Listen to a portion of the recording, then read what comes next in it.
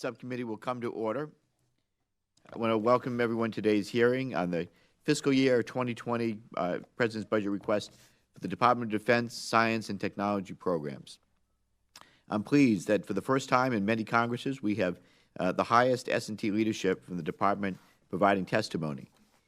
By having the top leadership, this hearing aims to elevate the discussion of S&T to the same level of importance as to how many fighters, ships, and satellites the Department is buying. The Department's S&T ecosystem is complex and comprises agencies, offices, laboratories, federally funded research and development centers, university-affiliated research centers, academic partnerships, test and evaluation entities, and partnerships with the private sector, including small businesses. This S&T ecosystem is charged with delivering the best capabilities to the warfighter in the near, mid, and long term.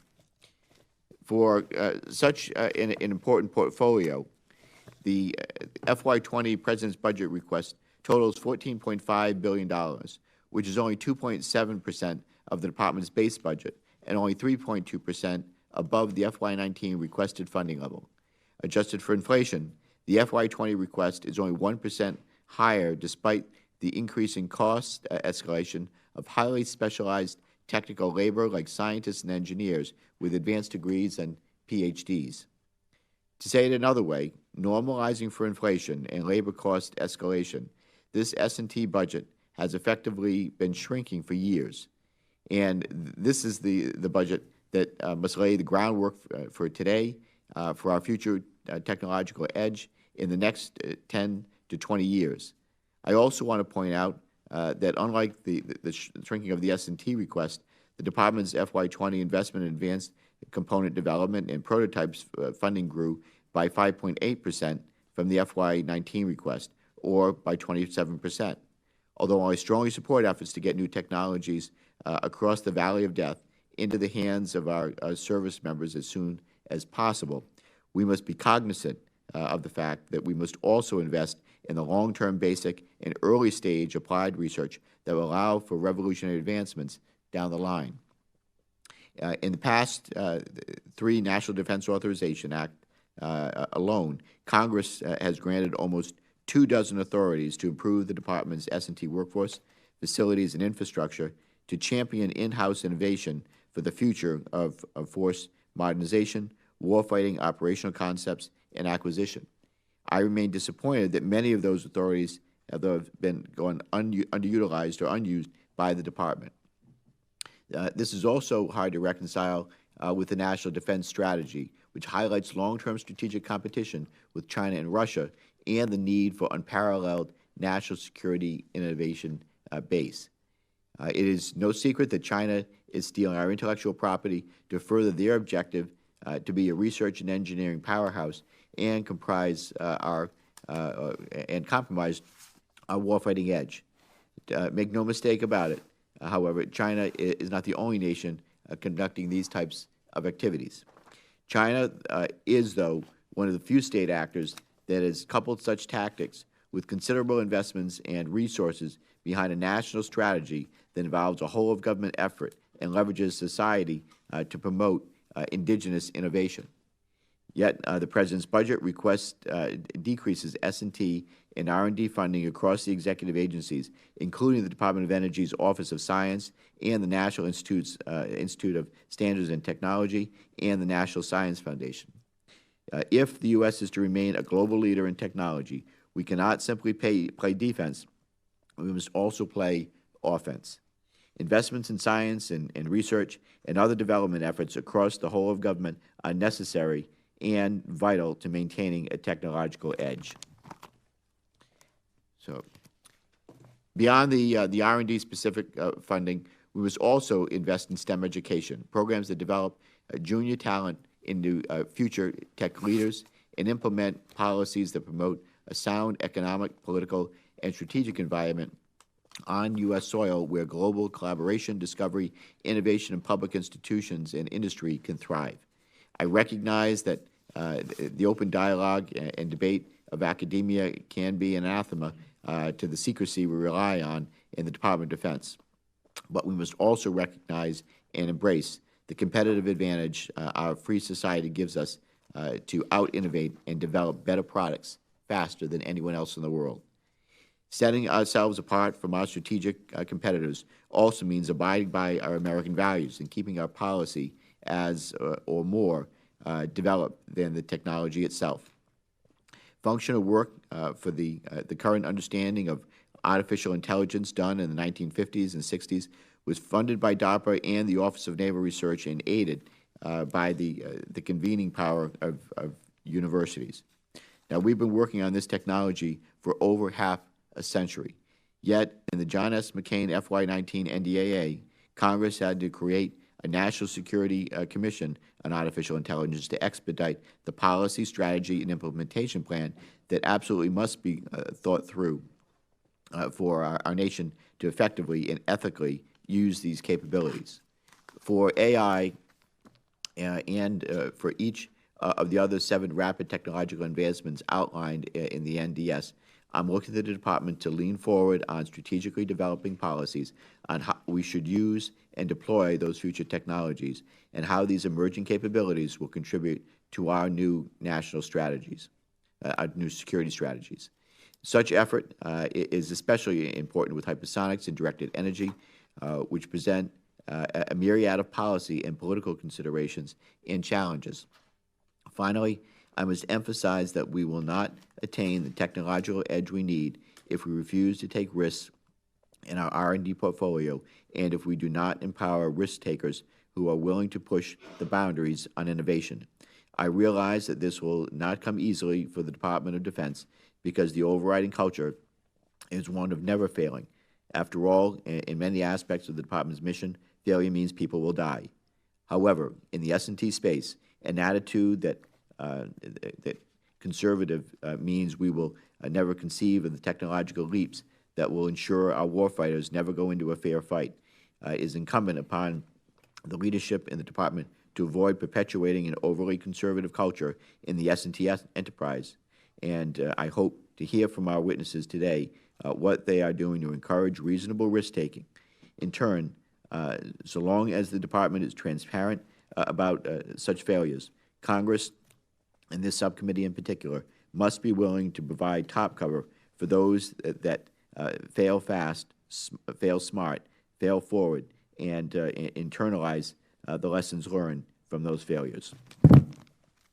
So before us today, we have the service's technology and acquisition executives. These individuals must divide their attention between fielding the best technology to the warfighters as quickly as and as effectively and efficiently as possible in the near and the midterm, and protecting the scientists and innovators working on the next generation of S&T that will enable the Department to keep its technological edge over the long term.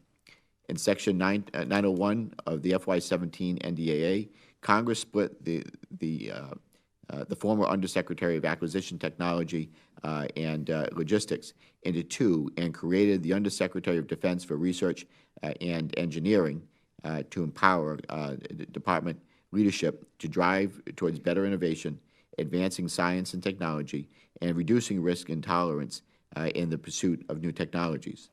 Dr. Griffin, the first USD R&E since its charge, is the Chief Technology Officer for the Department and is responsible for the research, development, and prototyping activities across the DOD enterprise.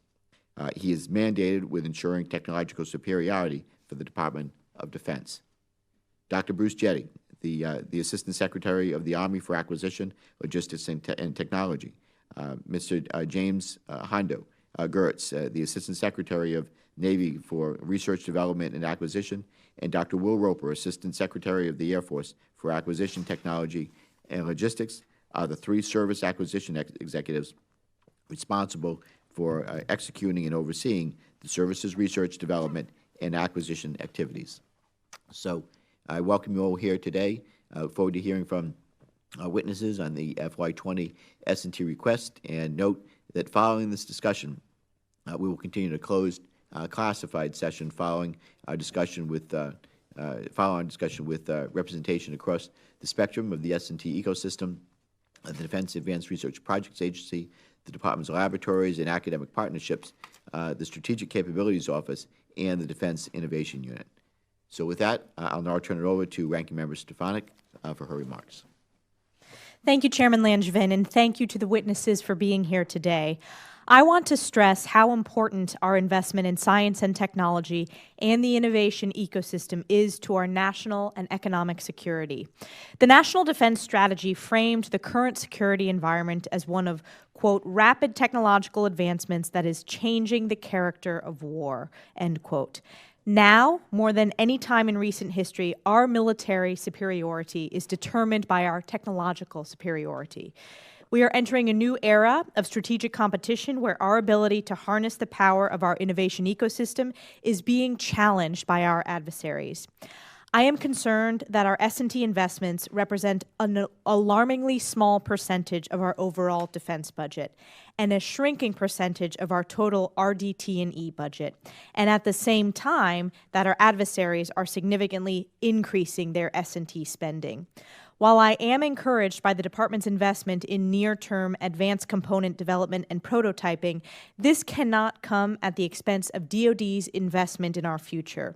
A properly resourced S&T enterprise reduces risk and technological surprise, and when properly executed, can generate disruptive new technologies that transform the way the Department does business, deters conflict, and wages war. I also want to highlight the importance of basic research to our future military capabilities. In fact, at a hearing I chaired in December on artificial intelligence, Dr. Lisa Porter cited DOD's 40 years of funding of AI basic research as the single most important factor for why we still maintain a slight lead over China's AI capabilities. As the pressure grows to accelerate and apply new technologies to today's problems, we must continue to balance this with the investment in future R&D. Any degradation in our future R&D will put the U.S. at a competitive disadvantage 10 to 20 years from now and weaken the bench of domestic science and technology expertise, which is already, as we know, in very short supply.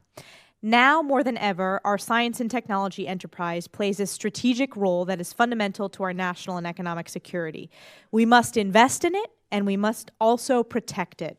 Industrial espionage, cyber theft on a massive scale, illicit technology transfer, and foreign influence on our campuses are just a few of the malicious practices that our adversaries, most notably China, are using to undermine our national and economic security.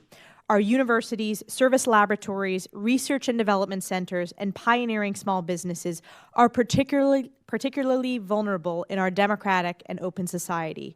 We must do more to educate, inform, and protect our defense innovation ecosystem from these threats, or we run the risk of arming our adversaries with technologies they will use against us in future conflicts.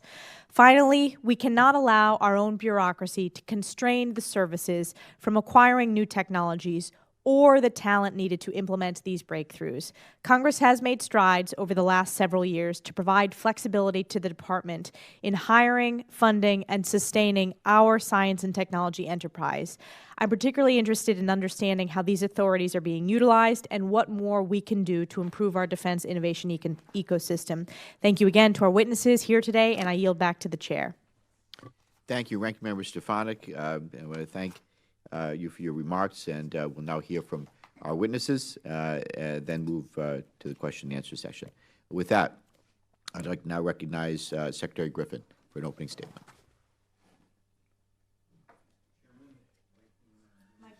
Microphone, please. My error, thank you. Chairman Langevin, Ranking Member Stefanik, members of this subcommittee, I want to thank you for the opportunity to discuss the ways in which we're advancing defense modernization in response to the threats posed by our adversaries. I have a few brief opening remarks. I've submitted my written testimony. I'd like my written testimony to be entered in the record if you so approve. Without objection, of course. Thank you.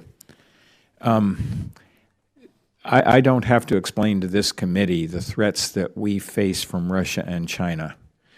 Our adversaries have self-declared, and our only choice is to respond appropriately or to cede the primacy of the rules-based order that the United States established in the aftermath of World War II and has nurtured for now 3 full generations. Congress has paid very careful attention to these existential threats by our adversaries and has taken action to meet them. Through authorization law and funding, you've done your part to address these challenges, and we thank you for that support. For our part, we must work to change the processes, culture, and investment decisions of the DOD to regain and maintain the technical dominance that deters our adversaries. It is the role of the Undersecretary of Defense for Research and Engineering, working with the service acquisition executives who are here today, to align the Department's investment portfolio to that end. The 2018 National Defense Strategy outlines a clear path to the technical advantage we seek. It prioritizes hypersonics, directed energy, space, autonomy, cybersecurity, quantum science, microelectronics, artificial intelligence, biotechnology, machine learning, network, command, control, and communication. This is a smorgasbord of items. All are important. To pursue these priorities, the President's FY20 budget includes $14.1 billion for cross-department science and technology. Our request for, as one example of what we're doing with this funding, our request for $2.6 billion for hypersonics in FY19 and our request for $11.2 billion over the next 5 years will allow us to increase flight testing and field operational capability years earlier than we had previously planned. DARPA continues to build on work begun almost 60 years ago with its $2 billion multi-year AI Next campaign. To respond to the adversarial activity we observed today by China and Russia in space, the Department has created the Space Development Agency to design and field critical space technologies more rapidly than has been the case recently. These are just a few of the ways in which we're pursuing defense modernization. We will not succeed by fighting tomorrow's conflicts with yesterday's weapons. It is not our goal merely to match those who reject the values we espouse and the freedoms we protect. Instead, we are working to build and sustain a level of dominance so overwhelming that no adversary will start a fight because they know they will lose. That's our goal. Thank you. Thank you, Secretary Griffin. Now Secretary Jette is recognized.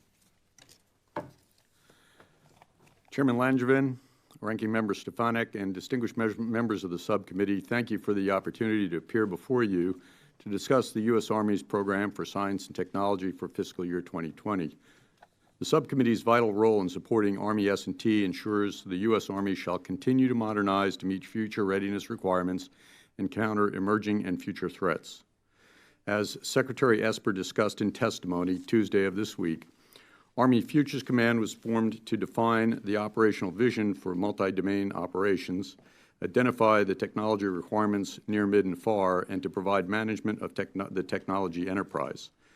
Your demonstrated commitment to our program was clear in your support of our FY 2019 budget submission for $2.3 billion in S&T, which represented a stable inflation-adjusted growth and laid the foundation for closing critical technology gaps.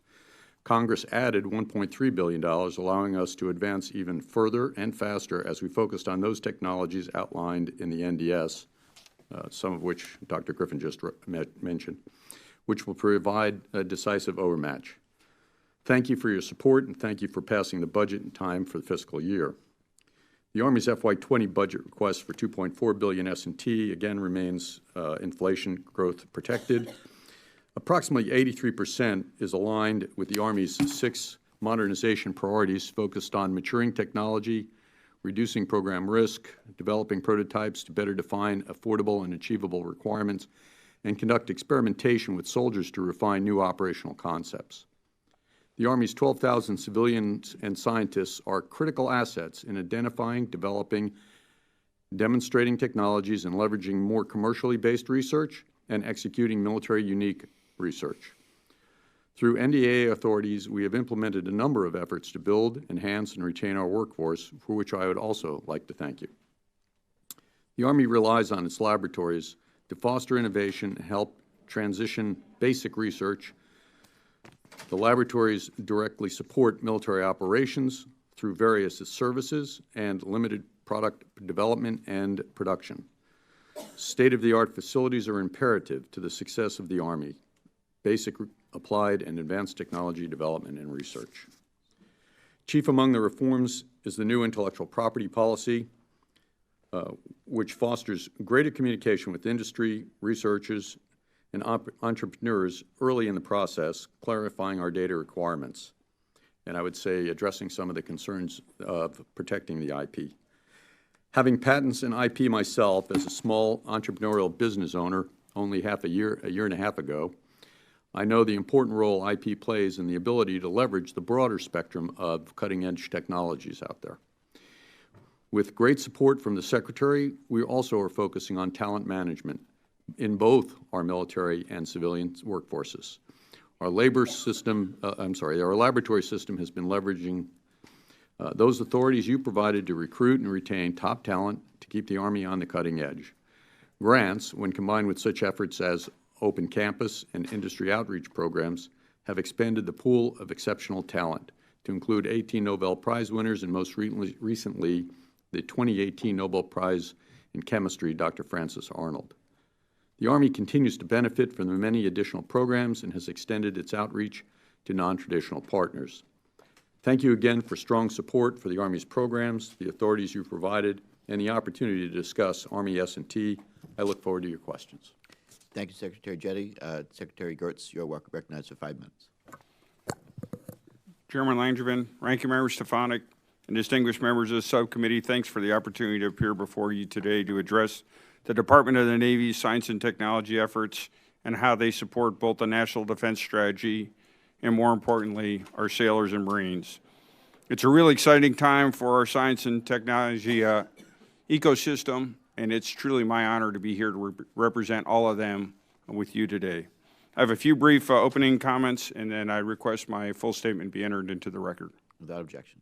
The Navy's 2020 budget request includes $2.3 billion in basic and applied research, which represents a key enabler to ensure the Department of the Navy maintains and expands its comparative overmatch against our competitors. It maintains our strong commitment to science and technology to further our advantage for our sailors and Marines. I'd like to thank the subcommittee and Congress for passing the fiscal year 2019 budget on time. On-time receipt of the full budget allowed us to expedite the delivery of technology, lethality, and readiness to our sailors and Marines while achieving cost savings through more efficient contracting. It also helped us accelerate our contracts to our broad network of science and technology partners in the ecosystem, including academia and small businesses, all of whom suffer disproportionately when we go into a continuing resolution period. I'd also like to thank Congress for the wide range of science and technologies authorities it's provided the Department of the Navy. Authorities such as Section 233 have allowed us to reduce our contracting timeline by over 27% in the first year alone and saved us over 154,000 processing days. Section 219 authorities have allowed us to invest an additional $250 million annually in science and technology workforce development programs, basic and applied research, technology transition, and facility revitalization. These authorities are remarkable and are really making a difference to ensure we can both recapitalize our capital assets as well as focus on our priority, which are our people. For the 18th year in a row, the Navy has led all government agencies in the number of patents, thanks largely to these authorities. As we continue to leverage these authorities and increase our iteration speed, we're also executing innovative and sustainable business and architectural strategies so that the discoveries made in S&T have a quick fast lane to get deployed to the field. Ensuring this clear fast lane from discovery to deployment allows us to harness the amazing science and technology discoveries into rapidly fielded capabilities so we can maintain and grow our advantage. Winning in a great competition requires us to maximize all the assets we have and derive the most value we can from the taxpayers' dollars. I would like to recognize the strong collaboration and teamwork we have achieved across the services and with Dr. Griffin. We are working very closely together, learning from each other removing redundancies, and allowing us to accelerate capabilities to the field for all of our services. Thanks for the strong support this subcommittee has always provided our sailors and Marines, and thanks for the opportunity to appear before you today. I look forward to answering your questions. Thank you, Secretary Guerts. Dr. Roper, you are now recognized. Chairman Langevin and Ranking Member Stefanik and members of the committee, thank you very much for holding a hearing on this very important topic. Mr. Chairman, you hit it on the head. Science and technology needs to be more important to us if we're going to keep the military edge that we've enjoyed from the last century into this one. I've prepared a written statement. I asked that it be entered into the record, but I'm just going to give some brief oral remarks if that's okay. Without objection. Mr. Chairman, preparing for an S&T hearing is really good for the soul. It gives you a chance to drill down into what people are doing in our laboratories and in small business work. It's amazing to see the broad array of ideas that are being cultivated by our scientists and engineers, and it makes you excited about what the future is going to be for the Air Force. A lot of the technology areas you know, hypersonics and directed energy and space, we talk about these a lot, and they're critically important to us. But it's fun to discover some things you didn't know, like the Air Force is looking at bio-inspired materials that will let us make sensors inspired by geckos' ears, making them smaller and more compact. Or that we're using centuries-old ideas about origami to make antennas that can fold up and deploy in space. Cool ideas that are being developed across the country. And these are just a few of the things that I enjoyed seeing in my prep. Our science and technology budget is at $2.8 billion for this year, up 6% from last. We certainly hope to do better in the future, but this shows the commitment that the Air Force has to maintaining investment in science and technology so that the future Air Force remains dominant. Our Secretary is conducting a full review of science and technology in her 2030 study. We expect the results will be announced in the next couple of weeks, but expect sweeping reforms in how we address this critical part of the Air Force. Everyone has hit in this opening part of the hearing the most important thing we have to bring to this portfolio, and that is a competitive mindset. This is not broadcasting seeds that we can't carefully tend. This must be the place where we grow technologies that our future airmen and the services who rely on them will depend upon. We must treat it more strategically and make each day count. We have to compete for talent, and this subcommittee and Congress have given us the authorities to do that, but we need to use them more aggressively. Whether it's direct hire authority or direct hire for STEM, enhanced pay authority. The Air Force has gotten out of the starting blocks using them, but we need to fully use the authority to make sure that our laboratories are staffed by people that are world-leading. But we can't just compete inside our laboratory walls. We need to get outside of them. We're part of a much broader technology ecosystem. We're expanding our work with universities, having fully embedded laboratory personnel on site, using the university as a place that conducts research just as if it was part of a government facility. Universities like Purdue have helped us on hypersonics, creating higher Mach wind tunnels where we can do cutting-edge research. New Mexico Institute of Mining and Technology is working with us on electronic warfare, and we are in discussions with MIT on an AI center so that we leverage the best that universities bring. We have to acknowledge that the world is changing. Technology is not being developed just inside of government facilities. We have to understand that universities as well as commercial startups play an increasingly larger role in this ecosystem. We have focused very hard this year on making it easy for tech innovators to work with us, lowering the contracting time from months down to being able to have a company pitch to us, approve their idea, put them on contract, and pay them in less than 15 minutes. We have to have competitive speed given the competition for ideas in the technology world. But it's not just the kinds of technologies you might think about, AI, bio, that we're seeing. Small businesses can now play an increasing role in high-end technology development. One of our small businesses has been awarded the first X-plane designation ever given to a small business. It's the X-60 Alpha, which is a reusable hypersonic testbed, will allow us to collect better data to infuse back into fundamental research. Pretty awesome, a small business is doing that for us. We also have to compete ideas. There are so many technologies that could change the future military: AI, autonomy, quantum, directed energy. So we need to make sure that ideas are not just peanut buttered across everything, but are strategically placed on capability areas that will be war-winning.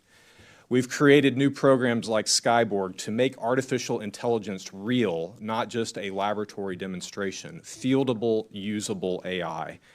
We're working on collaborative weapons so that we get the benefit of networking that so many of us experience in our everyday lives. And there are many more examples that I'm sure we'll discuss today. Ranking Member Stefanik, you used a really good word in your opening remarks. You used the word ecosystem. And it's a nice sounding word. But if you think about it, an ecosystem is not a very hospitable place. It's people competing for scarce resources that can be used by all. We need to think of ourselves as part of an ecosystem where we can play a valuable role to universities and businesses and government facilities in this country, but where those same technologies can be enjoyed by our adversaries and used against us. And it has to be our sacred duty to plant seeds in today's budget that will be reaped by those that come after us. Thank you. Thank all of our witnesses. We're going to go to questions now, and then followed by the closed session. My first question is for all of our witnesses. The department has advertised that this is the largest RDT&E budget in some time, and yet the S&T request that we're here to talk about today, which includes activities in 6.1, 6.2, and 6.3, has effectively decreased in buying power. S&T is seen as the source of future innovations essential to the United States' ability to compete with near-peer adversaries.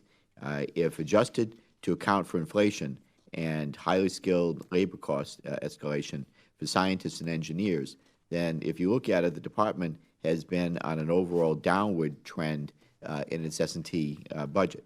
Conversely, the department's FY20 request for advanced component development and prototype 6.4 funding grew by $5.8 billion from the FY19 request, or by 27%.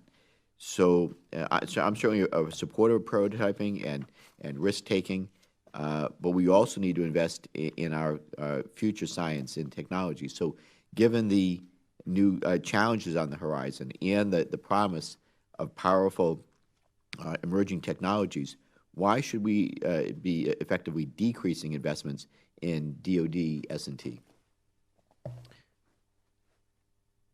Dr. Griffin, let's start with you, and I'd like to have comment from all of our witnesses on this topic. Yes, sir. Thank you. Well, I cannot argue with your figures. You're, of course, correct. I will note that many of the scientists and engineers to whom you refer can work across the boundaries of 6.1, 6.2, 6.3, 6.4. So I don't think our individual talent pool is at risk because of the prioritization that we're doing. And if you look at RDT&E as a global enterprise, from 6.1 through 6.7, we're actually up across base and OCA. We're up 9%, and across base alone, we're up over 8%. So I prefer. I do very much understand your point about the difference between S&T and prototyping. I do tend to look at the RDT&E enterprise as a continuous stream, and in that sense, we are up. So I'll stop there and let my colleagues comment as well. Dr. Jette.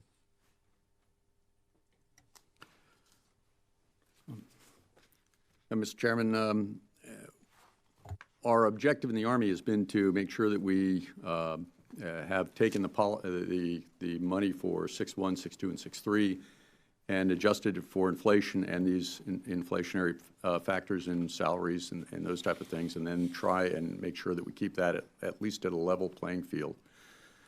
We sacrificed in our 6.4 for some time, and we have now increased, and that's one of the reasons our 6.4 budget has significantly increased. One of the things we're doing to try and get at the issue of salary disparities between some of the greater talent that we might want to reach out to is to leverage some of the authorities that you've given us: pay banding, renewable term, educational partnerships for individuals that may not want to leave full-time their university institutions.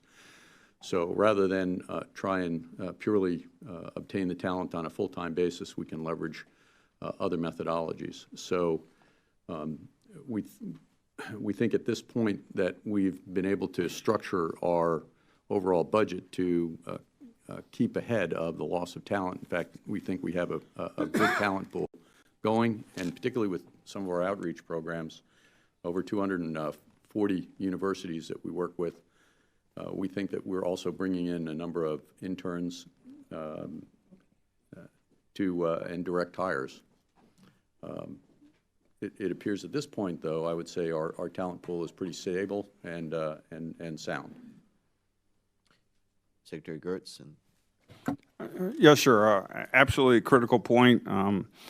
I guess we're attacking the overall issue from a couple different directions, which I'll kind of cover in top level and can certainly follow up in more detail, either in questions or in follow-up. The first thing is, how do we maximize the investment we have made? So $2.3 billion, while not a huge amount of growth from previous years, is still a lot of money. And so my first goal is to maximize the return and value we get for that funding. And that is through getting rid of inefficiencies in our processing, making sure we've got those funds focused on the most critical needs for the Navy and Marine Corps and for the Department of Defense. Second piece is, are we really maximizing the tools we have? Partnership intermediary agreements, cooperative agreements, other tools to bring in folks to the ecosystem. And so if I look at our numbers just in terms of CRADAs, last year we had 478. We already have 266 new ones. So we're continuing to see that rate increase. Use of OTAs have gone from 8 to 42 in 1 year. The third element is creating a clear path from discovery all the way through to deployment.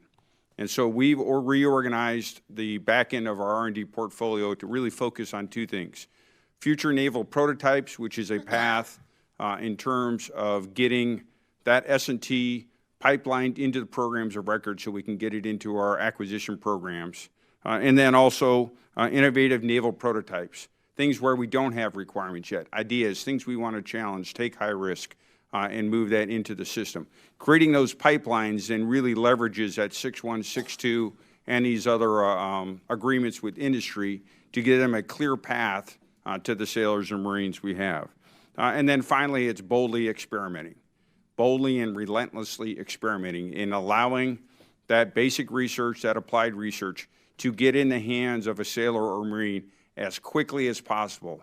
Because many times we find what they designed the technology for may not be ultimately where it has the most value into our ecosystem, and vice versa. We may not have to ask for something until we see it.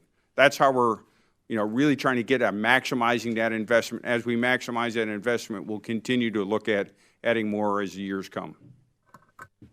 Thank you. Dr. Rowe. Mr. Chairman, I think the Air Force has really tried to approach the Valley of Death issue with this budget. We've had great technology work going on since our inception, going on for decades. But in the collapse of the Soviet Union, we lost a peer adversary that forced, as a mandate to keep competitive edge, that forced high-tech technology into new systems. And with prototyping funding going down year after year, we've got accustomed to there being significant funding in S&T and then significant funding in program of record. So you're seeing the Air Force put a lot of its investments this year into the 6.4 prototyping fund. It's $1.6 billion to try to get things like hypersonics, directed energy, AI, out of the laboratories, into the fields, into operators' hands where they can be used. We hope that once there are programs of record in place, that creates a natural draw and demand from the S&T enterprise to keep modernizing, keep pushing the envelope of technologies, because there's a place to transition it and field for the warfighter.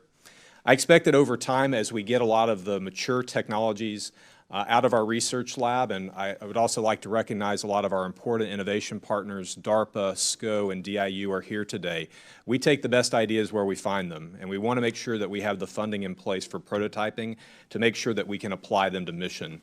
But I expect that over time we will start right-sizing across the whole RDT&E portfolio to make sure that we've optimized for that transition. We can't transition 20 programs a year. We have to determine the number that makes sense for us to keep our dominant edge, and then right-size the rest of the S&T enterprise underneath it. But the focus for me this year is going to be transition rate. It is time to create some new programs in the Air Force, and I'm hoping we'll do that in our 21 budget request. Thank you all. I just hope we're not going to lose sight of striking the balance. It's about optimization. I don't want to do one at the expense of the other, especially when you're talking about developing those leap-ahead next-generation technologies. We can't eat our seed corn. We've got to make sure that we're planning for the future and properly investing in the R&D part, and along with the prototyping, getting things out of the lab and into the warfighter's hands as soon as possible. As I mentioned in my opening statement, concurrency in policy and tech development is critical to successful employment of capabilities and being a global leader in establishing norms for use of technologies. Yet, too often, policy lags behind tech development. So, to the witnesses, in your view, what actions does the Department need to take to promote concurrency in policy, employment concepts, training, doctrine, and other matters as technology matures?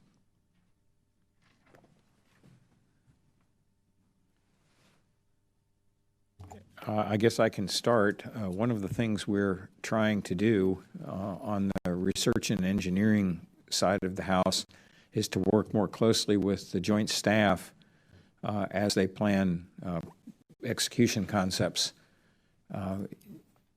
They need to know what technologies could be available if they want them, and we need to know how they would like to fight if we could give it to them. We've made, I would say, very significant efforts in improving, regularizing, increasing the frequency of those interactions so that as we plan the future force, we know what the people who have to fight want, and they know what we have a chance to give them. We're working very aggressively on that.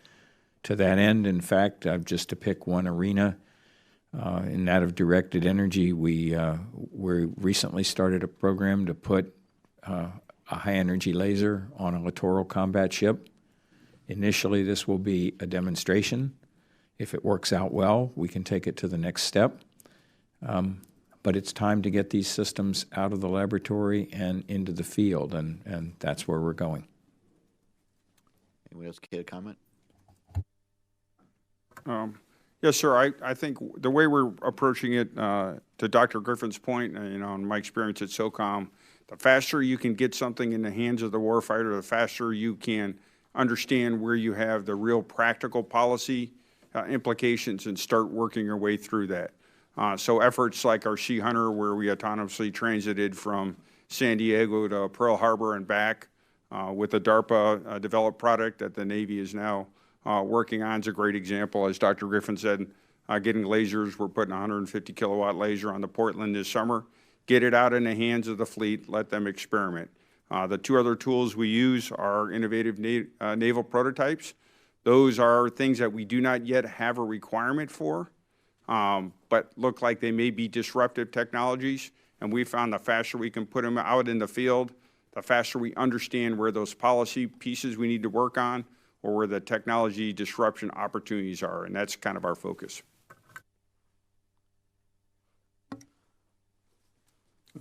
Mr. Chairman, we've done a number of things to try and address the issues that you've raised. One of them is a policy that we put in place.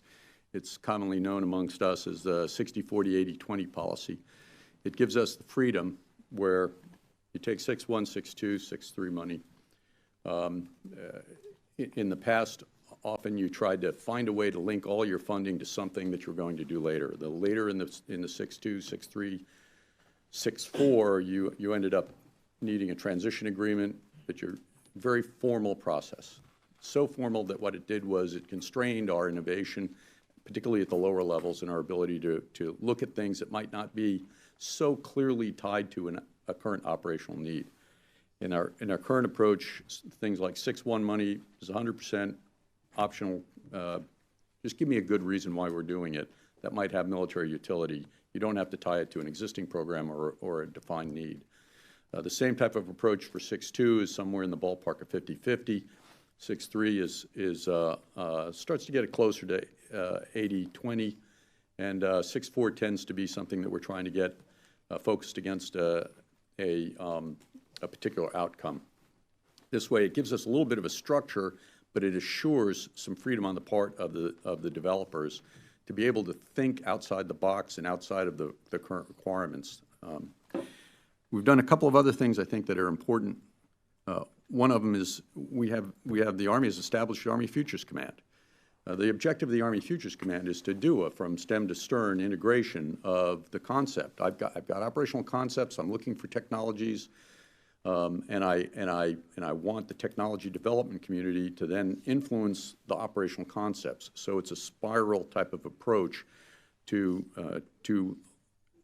coming up with new directions that we need to focus. And then when we do develop a new technology, how best do we apply that? How do we develop the doctrine, the TTPs, and who exactly does that? So that it's not just that we give them a new item. I've fielded many things. Sometimes you give it to somebody, they don't have a real good idea of how to use it. It's no better than what they had, and maybe even worse. We've instituted the Rapid Capabilities and Critical Technology Office to try and accelerate, particularly in the area of AI, hypersonics, space, directed energy, our SAP programs, to get them more under control, make sure that we know that they're focused, and make sure that they're properly resourced. And we've put, you mentioned in your discussion, how do we increase the willingness to take risk? Organizationally, people are not particularly fond of taking risk, not in the government. It's just not one of those things. It's a core characteristics. So we've established a policy where we require people to put stage gates in. This comes out of something that I used in the commercial sector in a lot of work that I did. You move your highest risk to the front, fail early if you need to, highest risk to the front, then you have off-ramps at various stage gates, and if you run into a place where you found that something's not going the way you want, you can all jointly make a decision. Was it a true failure, or do we have to adjust our target? So we're putting a number of these different pieces in place to try and see if we can get at this overall methodology by which we attack these technology problems. Thank you. Well, I think that the doctrine, the policy is just as important in many ways as developing the capabilities as well, making sure they're responsibly used. So unless you had anything to add, Dr. Roper.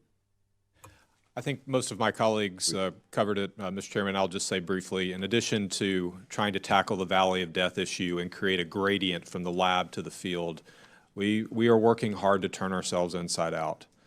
We have to determine the right way to have an S&T enterprise in a global ecosystem. So we've made great strides over the last year, increasing our work with universities and with small businesses. But we're really focused just inside of this nation, and we should. We've got cutting-edge companies, the best in the world here.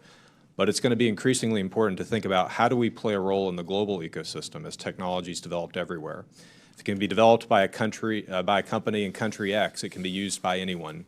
And so we really need to focus on time to market, not technology exclusivity anymore. And that's going to mean thinking differently about how we work with universities and companies and individuals that are not in the U.S. And we're hoping to earn our way to those problems by being able to work very well with the innovators that we have in the U.S. Thank you. I have additional questions that I will ask before we go into closed session on the condition of the labs, and also I want to talk about authorities that may be going underutilized. With that, I'll hold those and turn to the ranking member for her questions. Great. Thank you, Mr. Chairman. I'm going to keep my questions to 5 minutes so we can get to other members.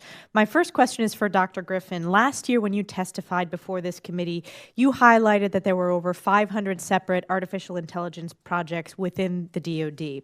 Fast forward about a year, the department has undergone a significant realignment of its AI portfolio with the establishment of the JAIC, the Joint AI Center, which reports to the CIO. How has your outlook on AI changed over this time period? Do you have a better understanding on what AI projects are underway, and what more can we do to accelerate the implementation and deployment of AI capability to the warfighter? The count I offered in that hearing was based on an inventory we took at the time. I have no reason to disagree with it. I think the point of that comment is that it shows how broadly distributed the possible applications of AI and the intriguing research areas exist, and we're trying to take full advantage of those.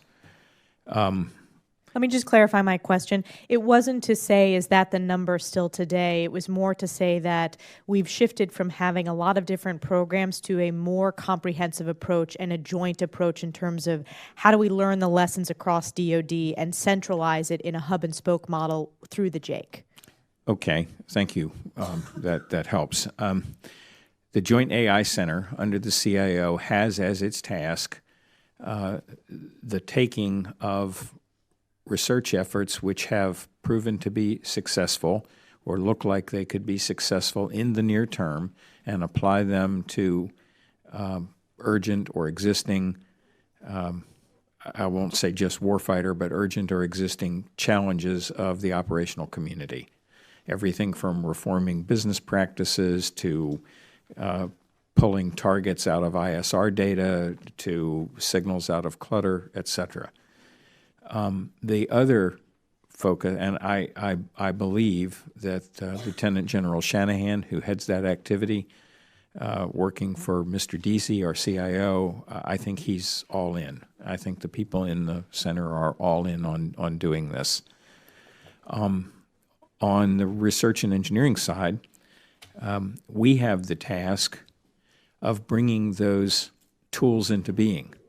The tools that the JAIC is using are things which have emerged from quite literally 60 years of AI work, mostly at DARPA.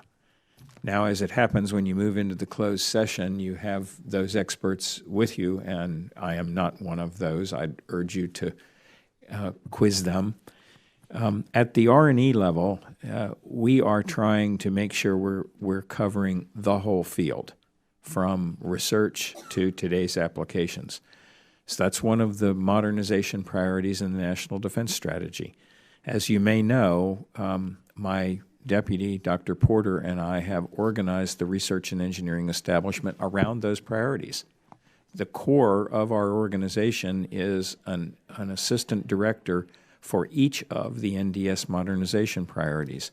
We regard AI as so critical that the assistant director for AI will report directly to the two of us, as opposed to going through other channels in the organization.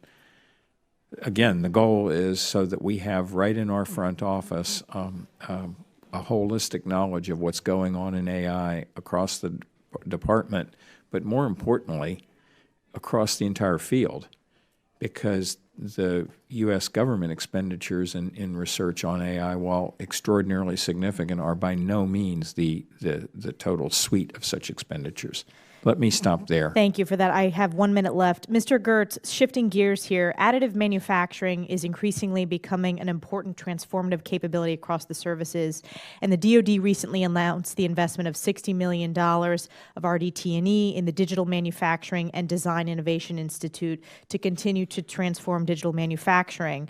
I believe strongly that additional investment in additive and digital manufacturing will strengthen our domestic industrial base and therefore bolster our supply chain resiliency and accountability. I have a great example of a leader in my district, Norsk Titanium. Can you talk about how additive manufacturing is transforming logistics across the department and how we can leverage those business leaders across the country who are investing in additive manufacturing? Yes, ma'am. I'll give you a couple of top-level remarks and then happy to discuss in more detail. It's transforming us both. If we have an expeditionary force. We are distributed all around the world. We have ships far away from logistics bases. We have Marines and expeditionary bases. So we have fully leveraged that to get after this logistical. We have 3D printers on ships. We have 3D printers with our Marines. We're 3D printing cement bridges. We are employing this across our entire ecosystem.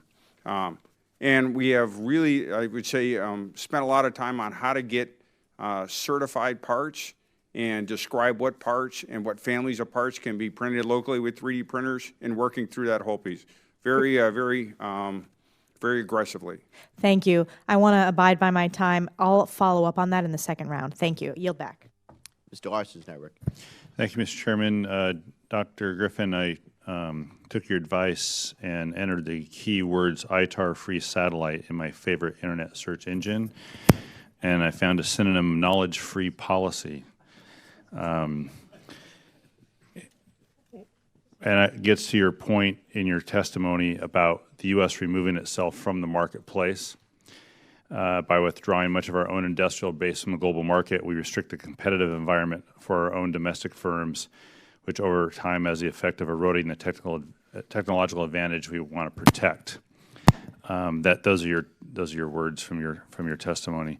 It seems to me that might apply to the people side as well, and I wanted to get your views on how we should approach contracting with universities or with companies, as we heard, we're contracting with companies, even if they're in the United States, that either have researchers or owners or entrepreneurs who are either from competitor countries or maybe are even second generation in the U.S. What's the approach we ought to be taking based on your idea that limiting doesn't necessarily get you the policy result you want? Sir, that is a subject very dear to my heart, as you saw in my testimony, and we have only a few minutes to cover it. I will do my best. We've got less than that because I have another question. So. Yes, sir. We have to strike a balance between short-term security needs and long-term security needs.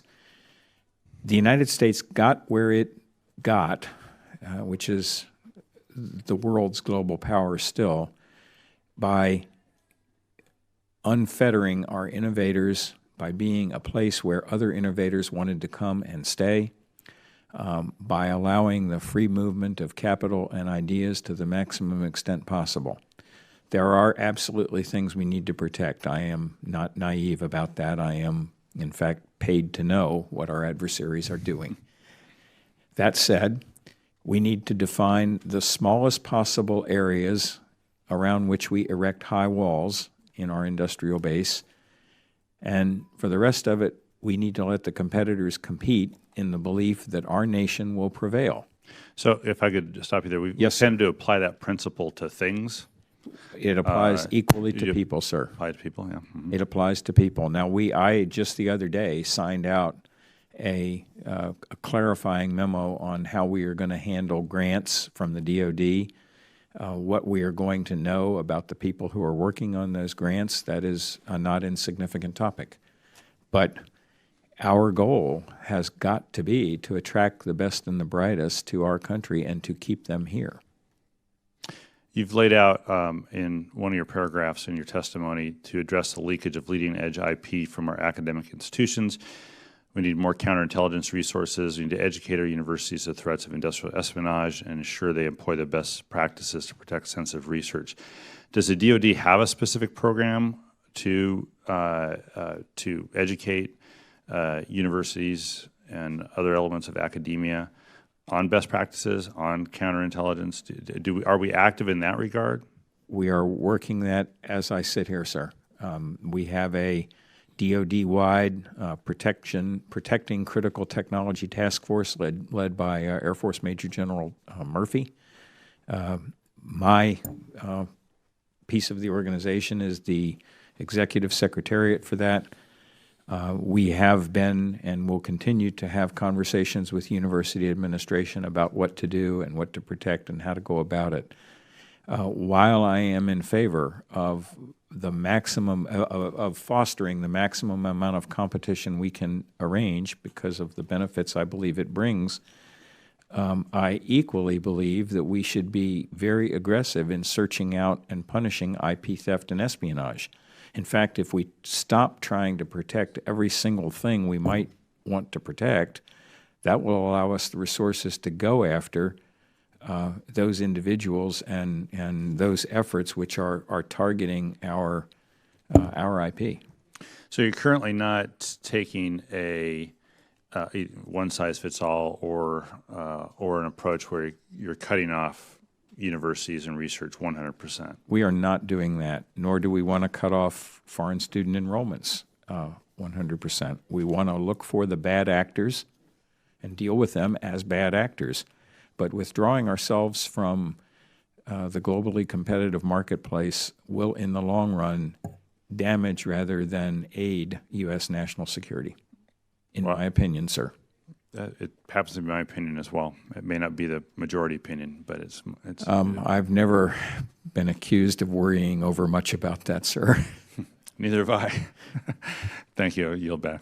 Thank you, Mr. Larson. Mr. Banks is now recognized for 5 minutes. Thank you, Mr. Chairman. Thank you, Mr. Chairman, for holding this important hearing as well. Look, with more and more of our R&D being led by the commercial sector, the challenge is integrating commercial state-of-the-art capabilities into national security systems, as all of you have already said. The Department's efforts in microelectronics is a perfect example.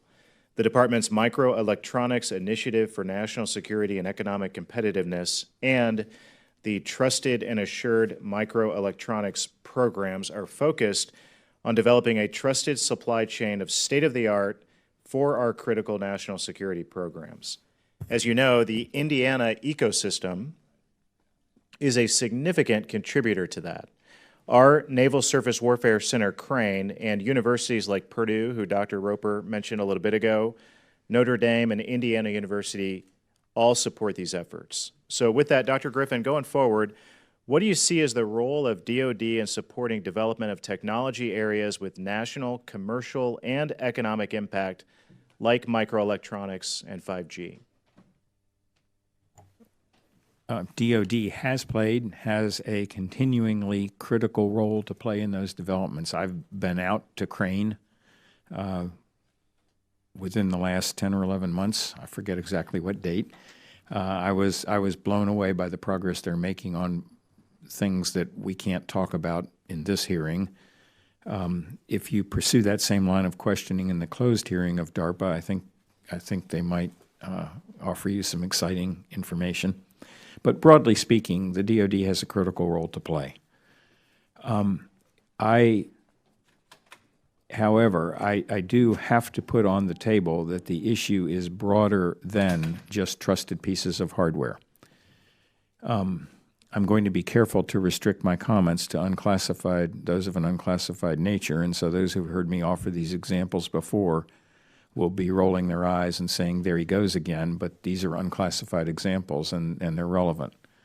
So I think 2 years ago, most people saw an extensive treatment in Wired magazine of a collateral damage caused by a Russian cyber attack on the Ukraine, which spilled over into the Maersk shipping line, and that globally important company came within one computer of losing all of their records. That one computer happened to be located in Africa and had been offline because of a multi-day power failure. So Maersk was able to reboot its system because there was one computer in their whole network that had not been contaminated. Last summer, I think everybody saw the front page news from the FBI, please turn off your router because it is necessary in order to reboot the software to get the Russians off your network. We've talked to our, I mentioned Dr. Porter earlier. She recently had occasion to talk to some of our Eastern European allies, relatively newly freed from Russian domination. They have Russians all over their network. What is my point here? The Russians aren't making and selling any hardware. Nobody's buying any Russian microelectronics. And they are still a network threat everywhere we look. So it is about the Let me move on hardware. from there. We can unpack that more in a different setting. Yes, According sir. to an Axios article published today, Chinese telecom giant Huawei is poised to claim close to half of the 5G market. AT&T CEO Randall Stephenson also stated about Huawei, quote, "You can't separate national security from competitiveness and innovation," end quote. What portion of the 5G market do U.S. companies currently have? I don't know, sir. I can take that for the record. 5G is in its infancy. It is not. It is deployed, I think, in South Korea and on the Facebook campus, but is not. It's not a finished product. Okay, your office is managing the DOD 5G effort, correct? We are developing the DOD 5G strategy. Yes, sir. How do you synchronize all of those DOD efforts in a space that is primarily commercial? That, of course, is the key question. And so we see as our function the enabling of commercial enterprises to help them compete in this in what is a worldwide competition. But our companies view themselves as competing with other companies, irrespective of where they're located. They don't view themselves as being in a country-to-country competition. Huawei is an established competitor at this point. AT&T and Verizon and Sprint and T-Mobile and other companies do and will want to compete successfully with them, and I think by collaborating with them in specific areas, we can help them do that. Thank you very much. My time has expired. Thank you, Mr. Banks. Mr. Kim is now recognized 5 minutes. Hi, thank you so much for taking the time to come out and talk with us. This is very enlightening to me to hear your different perspectives. And it's kind of similar going off of the last line of questioning here. For me, as I'm approaching this, and we're understanding that even in the title of this hearing, we're talking about the technological edge, and each and every one of you have talked about it in that context as well. And we know that overhanging everything you're talking about is this discussion about near peers and Russia and China and others in terms of where they're at. So from my perspective here, I want to tell you that it's hard for me to understand our budgeting and the work that you're doing if we're at the right pacing and the right levels without understanding where that stands vis-a-vis that competitive edge. Dr. Roper, I think I really enjoyed how you crystallized it in a couple different frames here, and I wanted to just dive into that. You were talking about that competitive mindset, which includes the staffing, competing for the talent. You talked about the competitive speed, including the speed with which we bring things to the warfighter, and then also that competitive ideas that make sure that we are on that edge. So I guess I'd like to start with you and just get a sense with those three competitive categories, should we say. What is your assessment of how we stack up against the near peers, China and Russia, that is overhanging a lot of the discussion that we have today? Are we ahead? Are we keeping pace? Do we have some catching up to do? It'll help provide me with some context as I'm trying to assess the budget levels that we're talking about. Congressman, I'll keep comments at a high level to not go into details we shouldn't discuss openly. I'm comfortable with where we are now, but not comfortable with the trend. So China has made significant advances in innovation and technology, but we're a country that's been good at it for decades. The impediment that I see is that technology development has transitioned from being mainly led by the U.S. government in the Cold War to now being developed across the world. So we have to change from being a technology inventor to a technology user. And we're not going to quit inventing technologies, but primarily we need to be able to ingest and get new technologies to market in our systems. So I think the paradigm we've got to adjust to is not being a military that has technologies no one else has or will have, but having technologies first and keep putting our hand up on the baseball bat faster and faster than any other opponent. And I like our chances because we're an innovative country with innovative universities and innovative companies to work with.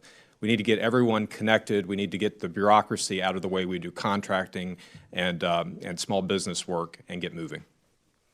No, I appreciate that. And Dr. Griffin, I'd like to go to you for your assessment here, in this unclassified setting, just to get your overall impressions of where we're stacking up. Well, my overall impression is that overall, the United States is still the world superpower, the world leader in most technologies of interest to the Department of Defense. There are some areas where we have some catching up to do. In a completely unclassified setting, I can say go to the internet and look up the Chinese DF-26. It's a hypersonic missile that in an unclassified setting, you can see that they refer to it as a carrier killer. It's operational. It can range Guam from the Chinese mainland. That's a concern. We don't have similar systems yet. We will. On the other hand, it is often touted that because China is spending a huge amount of money on AI that they are ahead of us. They're not. Our best assessment is that although we're spending much less, we're spending it wisely, and that this is still an American province. We cannot take comfort from parity. We cannot take comfort from the fact that in some areas we're ahead. We have to recognize, and I'll give credit to Will for pointing out that much of what is going on in the R&D world today is being done commercially, as opposed to being solely the province of the national security community. So if it's in the commercial world, it's available to everyone. So we need to take advantage of that. We need to do it quickly. We need to keep up our own efforts on those areas which are not commercial. There's no finish line here. We will not maintain the national security capability that has, broadly speaking, kept peace in the world for 75 years. We won't reach a point where we own that and no one else can touch it. There's no finish line. It is a work in progress and always will be if we want to support peace and freedom in the world. Well, I appreciate that. I yield back. Thank you, Mr. Kim. Mr. Waltz is now recognized 5 minutes. Yeah, thank you, Mr. Chairman, and thank you, gentlemen, for coming out today. Just to very quickly share with you, kind of, we all are influenced by how we approach a problem, right? Mine is as a special operator, spent time in the Pentagon, in the building, and then as a small business owner, where it was incredibly, frankly, painful to do business with the U.S. government, with probably about an additional 25 to 30% of overhead just to handle all of the regulatory stuff required. So I've seen this movie from a couple of different angles. A few questions. Our S&T ecosystem, I agree, is one of the best in the world. We are great. We are fantastic as a government at throwing money and resources at a problem. And just as as I look across the DOD labs and centers, dozens and dozens of these, as I look at what we've tried to do in the last few years to fix the problems in those labs by creating additional parts of the ecosystem like SCO and DIUX, I mean, how are you, Dr. Griffin, getting your mind around and getting our arms around everything that we're throwing at this problem, from the labs to CBERS to academia?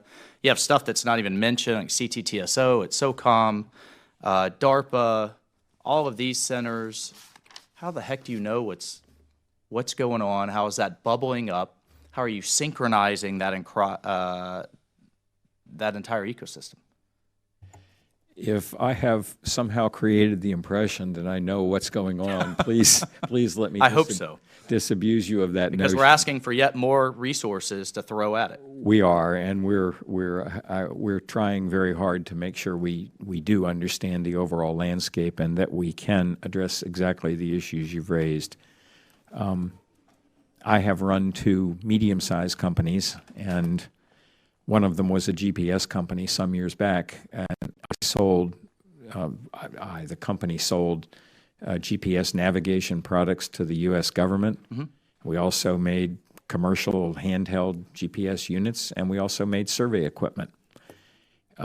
We did not allow the survey equipment folks and the handheld commercial unit manufacturing folks to have anything to do with the people who made the missile guidance and navigation stuff, because they were contaminated by U.S. government processes. And if we allowed those two to mingle, The only practical effect was going to be I was going to ruin my commercial company. Right.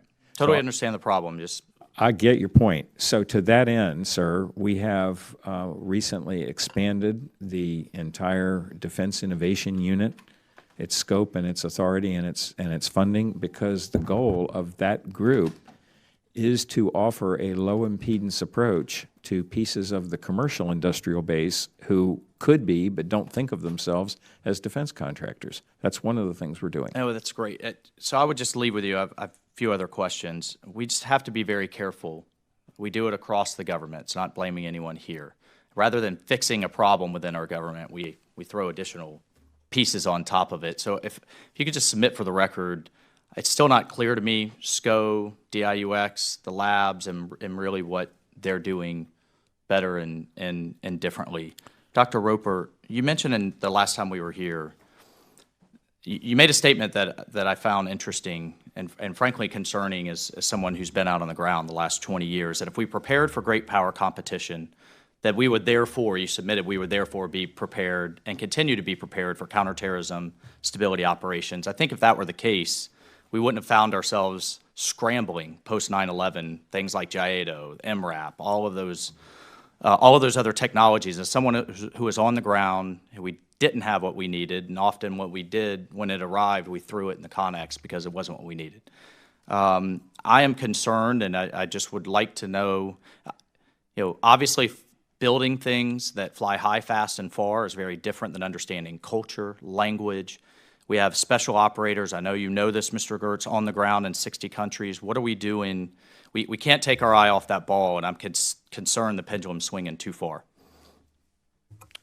Congressman, I appreciate you raising that, because I certainly don't want to imply that in a generic, abstract sense that if you're designing for the high-end threat, you're always good for the violent extremist threat. But in this case, as we think about conflicts in the future, potential conflicts in Europe or in Asia, by designing— Keep in mind, we're still in these conflicts. As much as people would like to wish them away, and a lot of people in this town would, we're still there. Absolutely. And Mr. Chair, I'll ask just your forbearance to answer the Congressman's question, if you wouldn't mind. Thank you, sir. Just briefly. So in one case, to give you an example, we're working on the Advanced Battle Management System, which is to provide support to Marines and soldiers that are on the ground, similar to what JSTARS does today. We're designing that to be able to go into areas where things are going to try to contest our ability to operate there. But we're mindful that we need that system to also be able to go into the Middle East and Africa and do mission today.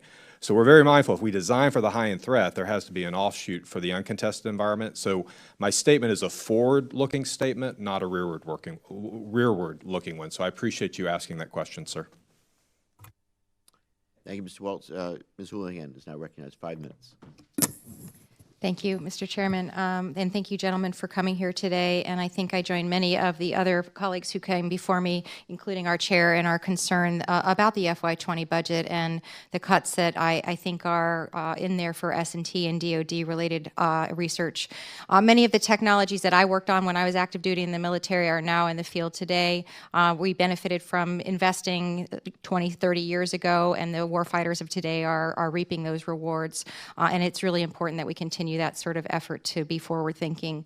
I have 3 questions, and so I will ask the 3 of them. I believe they're mostly for Dr. Griffin, and the final one is for you all together. The first one is on artificial intelligence and recognizing the importance of the DOD relationship with industry, with universities, and research and development and the labs.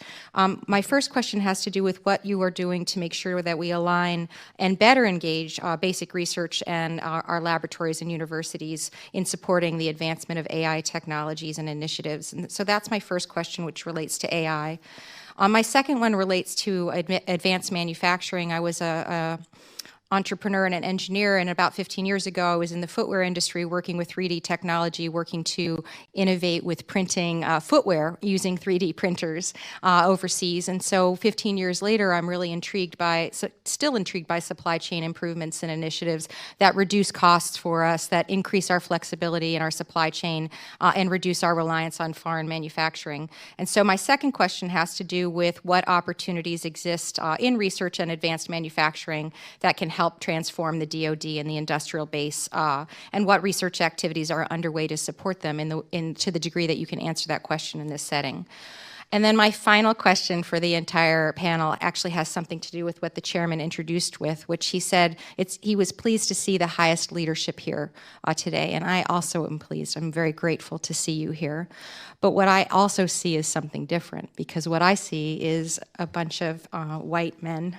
And what I'm interested in is what we are doing to make sure that we elevate people of color and women to those highest positions of responsibility, STEM and STEAM education. What sort of specific initiatives are we doing within our communities to make sure that I, as a young engineer and now as a congresswoman, would like my children to be able to see a different face in front of me when I next see people here. So that would be my final question, and I have about 2.5 minutes if you wouldn't mind helping me with those answers.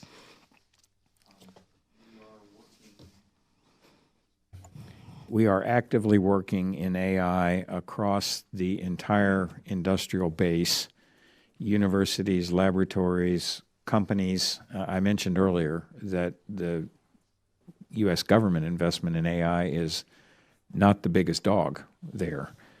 So we get that, and we're working with them. With regard to advanced manufacturing, 3D printing, all of that, what are our options? I'm going to have to take that for the record. As I like to say sometimes, I'm a simple aerospace engineer from a small town, and I am not up on 3D printing and manufacturing, so we'll take it for the record. With regard to the leadership, the USD-R&E Deputy Undersecretary, Dr. Lisa Porter, her name was brought up by Ranking Member Stefanik in another context. Unlike me, she's not an old white guy. And if she's sitting at home cringing now watching this, because I'd be happy to have her being here instead of me, trust me. No, and I So the next completely hearing- appreciate that. It's, making sure that it's more than just one person that we can point at, making sure that we have a pipeline of people who look different than Well, who Dr. reflect the face of our nation. Dr. Nikolic will be testifying in the closed session. His deputy is Mary Miller, whom you, I believe, know. She's a longtime employee. The assistant director for microelectronics is Nicole Petta, and microelectronics was raised by Mr. Banks earlier. Nicole ran a division for me in a company that I previously ran. I managed to trick her into coming to the DOD to help. Are there I programs? think we're doing everything we can. Are there specific programs aside from specific seats that, maybe Mr. Guerts, it seems as though you might have an answer to that. Thank you, sir, for your time. Yes, ma'am. I'm happy to bring you some more of the details. We've got a number of programs. Our Chief of Naval Research Deputy, Senior Civilian for our research is a female. But to your point, we are not going to compete and win if we cannot fully leverage diversity in all of its elements. And so we'd be happy to talk about that. We've got an Asian Pacific Partnership STEM program. We've got a lot of other ones Thank you. we can describe to you. And- But it's and an important topic. Thank you. And if I could just have 10 more seconds, I just wanted to conclude by asking if we could, in fact, get more information about the 3D printing. And I would love to hear a little bit more about how we are engaging the universities and R&D and labs more effectively for the record, if that would be great. So thank you so much for your time. Yes, ma'am. We'll take that for the record.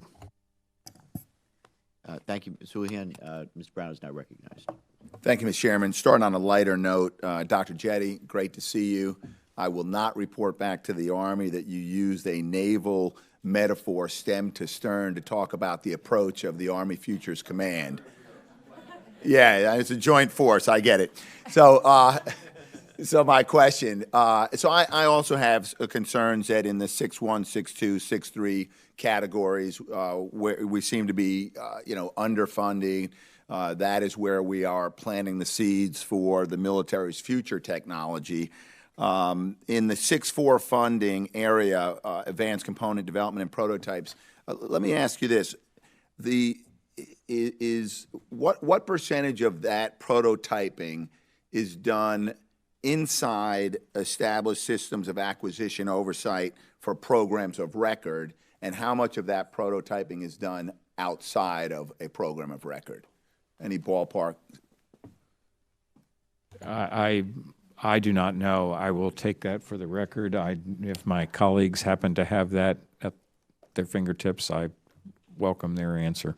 And the reason why I raise it, and I think Dr. Jette, you'll be able to speak to it, is because, as I understand it, the GAO has expressed a concern that when it comes to prototyping, and they were looking at the Army Futures Command, that a lot of prototyping more and more seems to be done in a relevant simulated environment versus an operational environment, and they expressed a concern that we're moving to weapon systems development at a lower level of maturity.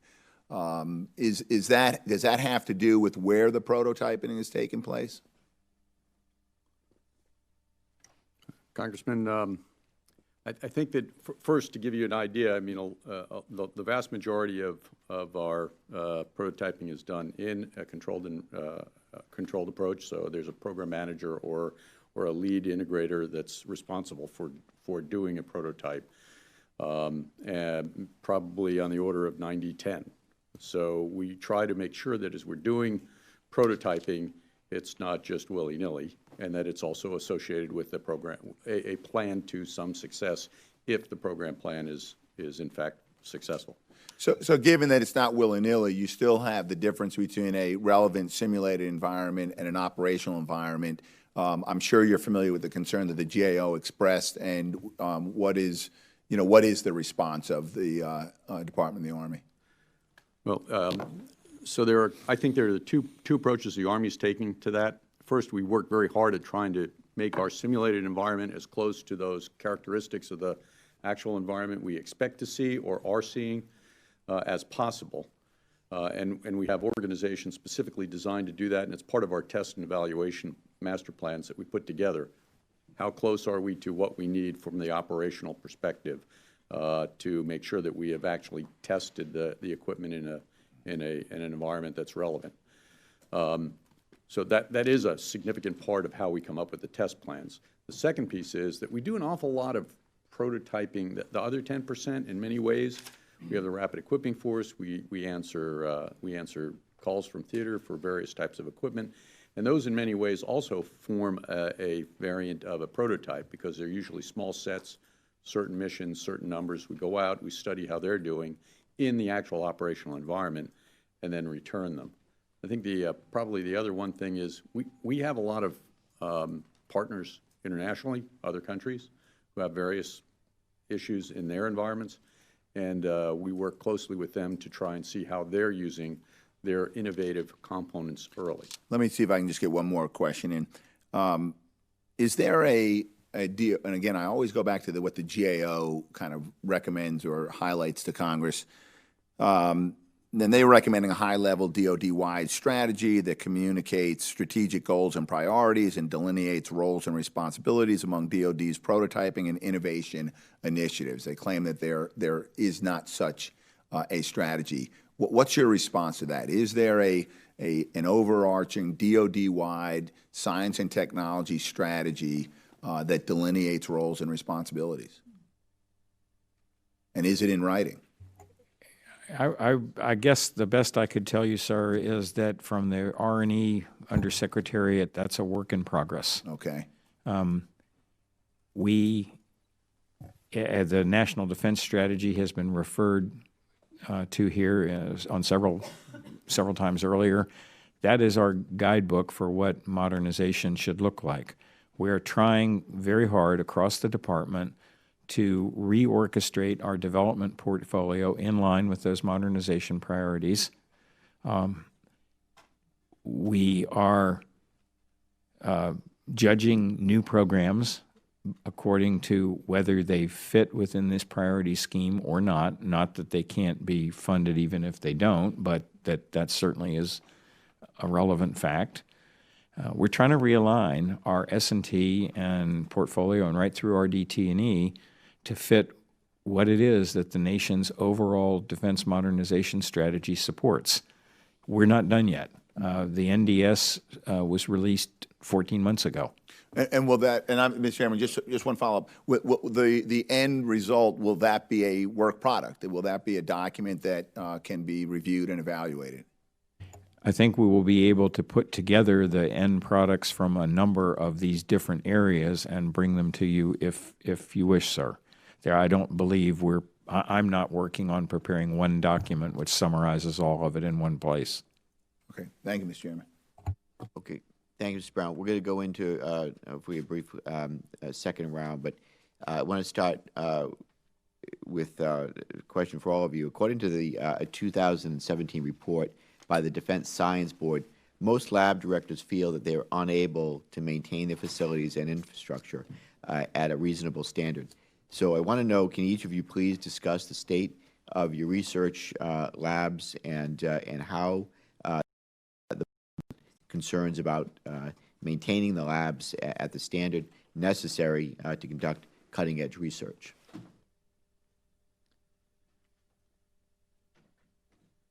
Chairman Langevin, I guess I will start. We have had challenges in this area. When we get military construction money, it goes for a very wide range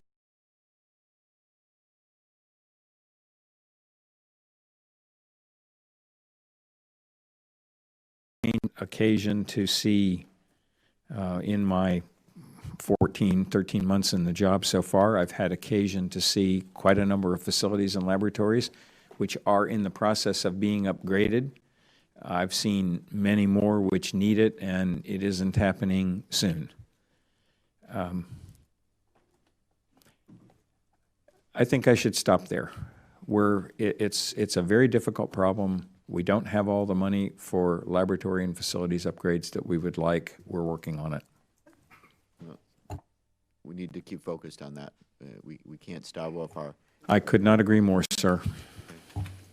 Okay. Dr. Jette? Mr. Chairman, this is an area of concern, certainly for the Army. We look at the capitalization on in the laboratory systems and the funding that's directly applied to that. We have insufficient funding to make sure that the labs remain up to date, if that's the only method by which actually do so. One of the benefits that we have is you've given us a authorization in 2363 to tack 2 to 4% onto our research and development efforts, take that money back in, and then provide it to the lab directors to do upgrades and enhancements that are necessary to keep the lab at a cutting edge. We've fully implemented that. Took a little bit to get it past some cultural issues, but that in fact is working well and helping us. We do have a number of MILCOM projects, and I wouldn't say accelerating, but we're getting a few more per year. Picatinny has $41 million in explosive ordnance disposal technology facility. Soldier Center at Natick has $44 million in human research engineering lab. There's Aviation Missiles Center has propulsion systems lab for $30 million in 22. ERDEC has in 23 communications center for 14.8, and in 24 a risk assessment lab for 30. So we are trying to work with the labs to help them identify specific things that we can get through the MILCOM process. Secretary Guerts? Sir, briefly, the average age of our facilities and the labs is 61 years old. So the problem is real. It's something we've been attacking. As Dr. Griffin said, you're competing. The average age of the Navy dry docks and piers is 62 years. So, you know, there's certainly competition for it. I would like to thank the committee. You've given some additional funds in 18, $28 million, which allowed us to burn back 25% of our backlog in minor MILCON, which was really powerful for the labs, and we've taken full advantage of that. I do think there is more opportunity. We're looking at both using some of the authorities, like the 219 authority, to allow us to do some more without going through the formal MILCON process for some of the minor mods. There's probably some opportunities to relook at that authority to see if there's a little more flexibility. And then finally, we're looking at some new models.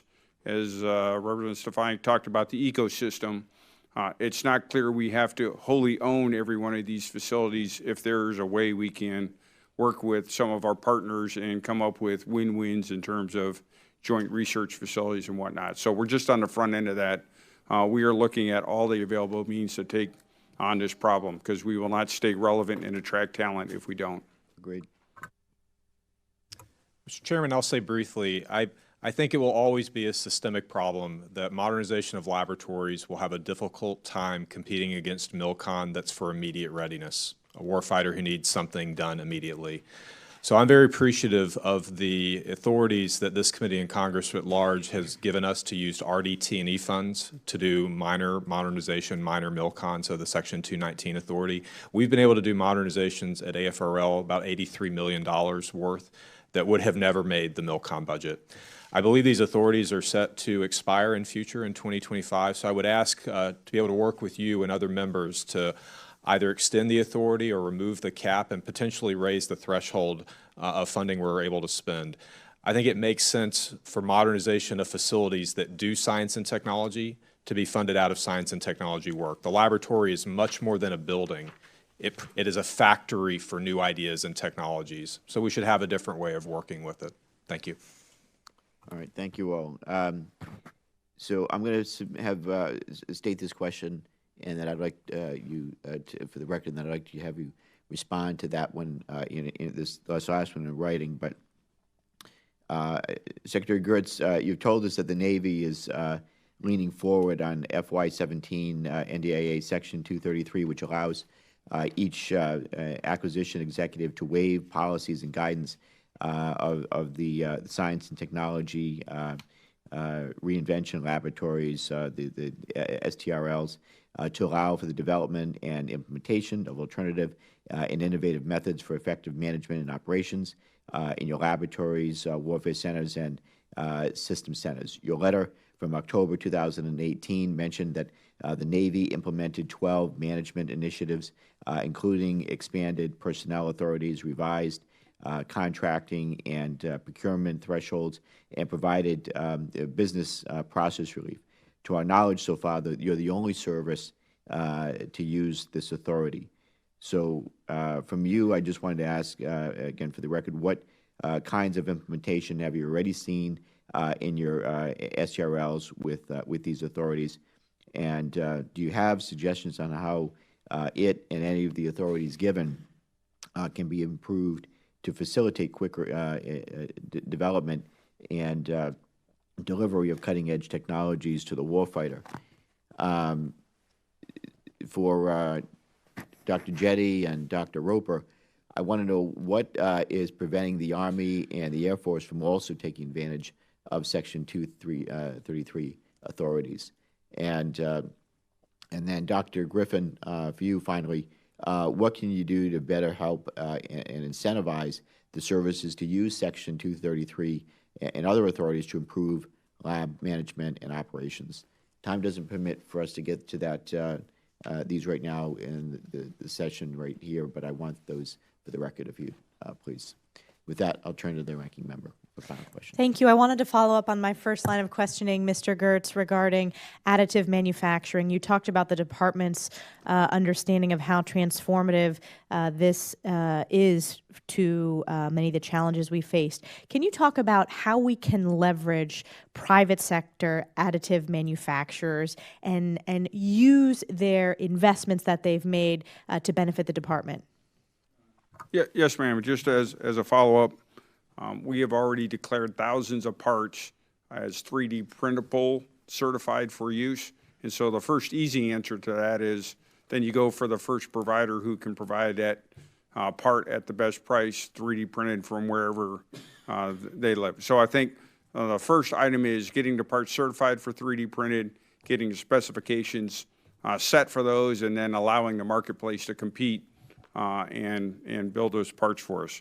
As I said, we're also working on the networking and the R&D aspect of it. I'm sorry, Representative left there. We've got $23 million in our 20 budget in R&D just for the research and development of 3D printing technologies, and $66 million across the FIDEP. A lot of that is so we can network all of our 3D printed files together, create models. One of the challenges is how to certify a part with a 3D printed technology that's been certified traditionally.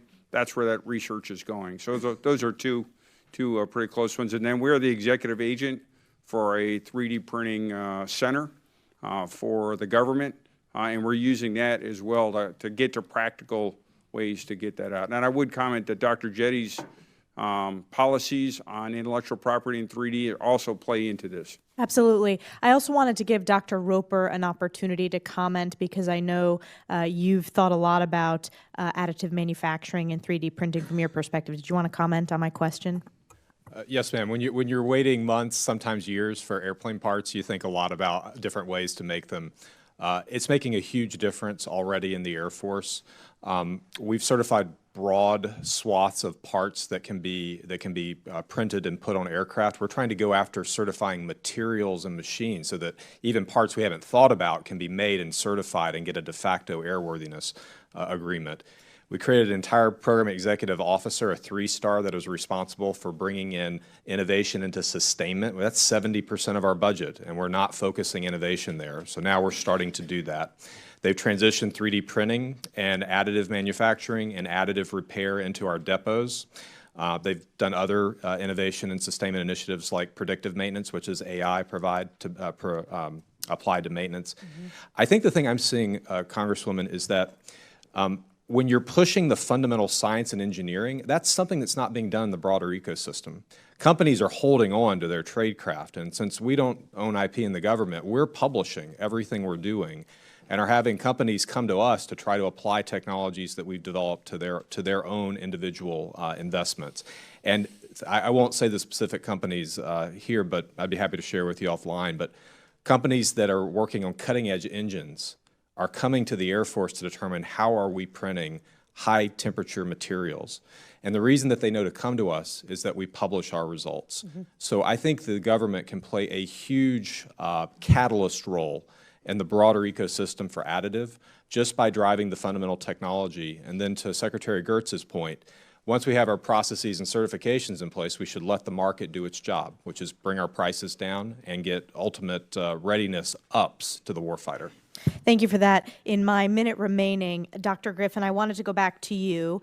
Shifting gears, I wanted to ask about 5G. You have tapped your deputy, Dr. Lisa Porter, to spearhead the initiative in your department, and there's been a lot of public debate on 5G and what should be done to contain China's global influence in this space, but little coverage on what more we need to do domestically to mature and deploy 5G technology. Can you talk about your department's approach when it comes to 5G and specifically what we need to do to jumpstart our technology to compete in the 5G space? I'm sorry, I can answer very briefly and we can take more for the record.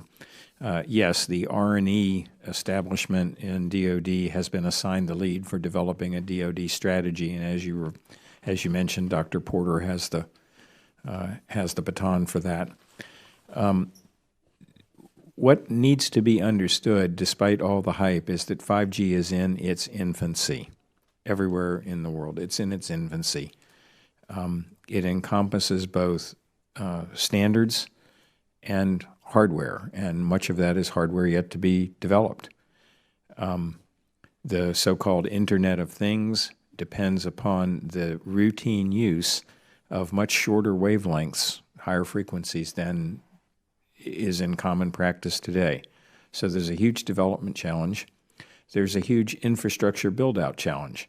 We will need, in comparison to, as a very rough number, 10,000 cell towers in the United States today, we will need north of 10 million cell towers or equivalent base stations. So there's an infrastructure build-out challenge. What DOD and the U.S. government broadly can be part of the solution. We want to be. We think the part that we can play is in the development of some of those fundamental technologies. DARPA is the world leader in the development of millimeter wave technologies, the kinds of frequencies and wavelengths that we will need for 5G. So the technology end is one piece of it. Another piece of it is providing the testing ground, if you will, for how we're going to actually build out and deploy some of these things.